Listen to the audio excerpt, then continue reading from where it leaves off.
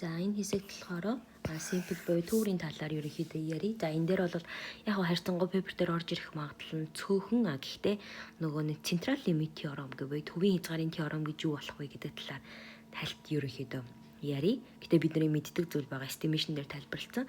За тэгтээ хамгийн дөрөнд бол бид нөө population гэдэг зүйлийн талаар энэ мэдэх хэрэгтэй.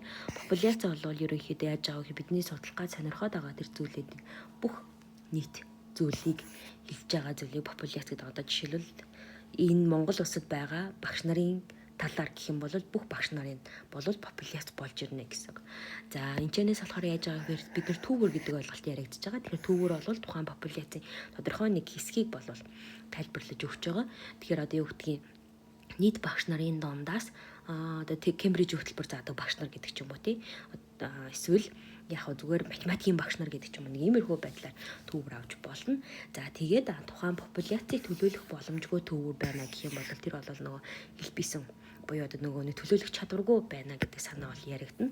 Гэтэ яг энэ эдгээр бол харьцангуй бодлогон дээр ерөнхий санаагаараа орж ирээд байгаа учраас бол ерөнхий мэдчих хэрэгтэй. За бид нэр дахиад нөө random тоо гэдэг санамсаргүй тоо үсэг яаж байгаа вэ гэдгийг орж ирээд байгаа ганц нэг пейперийн бодлогонууд дээр тэр бол яаж байгаа вэ гэхээр бид нэр удирдах сонголтыг ерөнхийдөө удирдах боломжгүй хянах боломжгүй үед те тэр үед яаж байгаа вэ гэхээр төвөр дээр санамсаргүй юм тоонуудыг ашиглаж байгаа жишээлбэл шалгалтын дээр орж ирсэн бахан юм тоонууд үүсгэсэн байсан. Онлайн хичээл дээр ярьсан шиг санагдаж байна. Энэ тоонуудаас төвөрийг сонгож авахд энэ төр гэдээ ярьжсэн те. Тэгэхээр тухайн 1-ээс 804 хүртэл дугаарлцсан байвал 804-өөс илүү тоог болоод бид нэр random number бол тухайн төвөрийг төлөөлөх боломжгүй гэдэг ч юм уу. Тэр байдлаар яригдана. За дараа нь дахиад яаж байгаа вэ? Санамсаргүй төвөр гэдэг процесс бол яаж байгаа вэ гэхээр тухайн популяцид байгаа одоо гишүүн бүрийг одоо юу гэдэг юм те.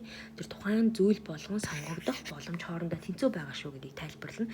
Ялангуяа шалгалтын материалууд дээр орж исэн байсан 3 сурагчийг нэг шоу хаяад яаж сонгох вэ гэхээр тэнцээ болохоор random sample явагдаад байгаа байхгүй цаана. Тэгэхээр 3 сурагч дээр 6 талтай шоу харгалзаж байна гэдэг нь нэг сурагч яах вэ гэхээр сонгогдох боломжийн тоо хоорондоо тэнцүү байх хэрэгтэй гэсэн. Тэгэхээр нэг сурагчид хоёр тэр тухайн шооны хоёр тал харгалзах ёстой. Хоёр тал харгалзаж байна гэдэг нь нөгөө санамсаргүй төвөр сонгогдож байгаа шүү гэдэг санааг илэрхийлж өгч байгаа гэсэн. За тэгээ санамсаргүй бид нар энэ хамгийн гол ярих гэдэг зүйл юу ярих гэдэг вэ гэхээр төвийн хязгаарын теорем гэдэг зүйл ярих гэдэг. Төвийн хязгаарын теорем гэдэг зүйл яаж байгаа вэ гэхээр тухайн төвөр сонгож авлаа. Төвөр сонгосон төвөр маань ямар ч тархалттай байсан бид нар тэрэн дээр статистик тооцоолол хийхийн тулд тэрийг нормал тархалтай болгож ашиглаж чадж байгаа бол бид нар төвийн хязгаарын теорем.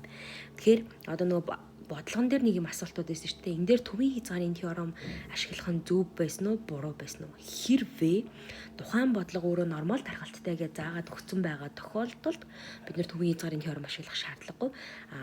Зүгээр одоо юу гэдэг тийм ямар ч тархалт тодорхойлж зааж өгөөгүй байгаа тохиолдолд бид нар бол яг гэхээр төвийн хязгаарын теоремыг ашиглаад нормал тархалтай болгож бодож болно гэсэн. За дараа нь дахиад яаж байгаа вэ гэхээр популяцийн төврийн хэмжээ ийм байгаа. Тэгээ тэр нь болохоор популяцийн дунд чинь μ variance нь өгөгдсөн. Тэгвэл тэр тухайн төврийн маань дундаж гэдэг ойлголт бол нормал тархалтаараа бас загварчлагдаж болно. Энэ нь болохоор тухайн популяцийн дундажтай тэнцүү харин төврийн маань дундаж маань нормал тархалтаар загварчлагдаж байгаа бол вариансаа тухайн төврийнхэн донд хувааж өгөх ёстой. Тэгэхээр энэ дээр нөгөө нэг бид нар estimation дээр ярьжсэн те стандарт хязгаалтыг язгуурын дор энд хувааж өгч гинэ гэдэг чинь энэ стандарт алдааг нь тооцоолох гэдэг байгаа тухайн төвөр дээр гэж ярьжсэн. Яг тэрэн дээр нөхцөлийг бол ярьж өгч байгаа. За одоо энэ дээр болохоор нэг юм ярьсан. Хэрвээ бид нар дундаж гэдэг μю гэдэг энэ грек үсгээр бичигдсэн зүйлийг эм үсэг шиг ингээ бичих юм бол энэ буруу бичиглийн алдаа гэдээ оноо хасдаг гэсэн.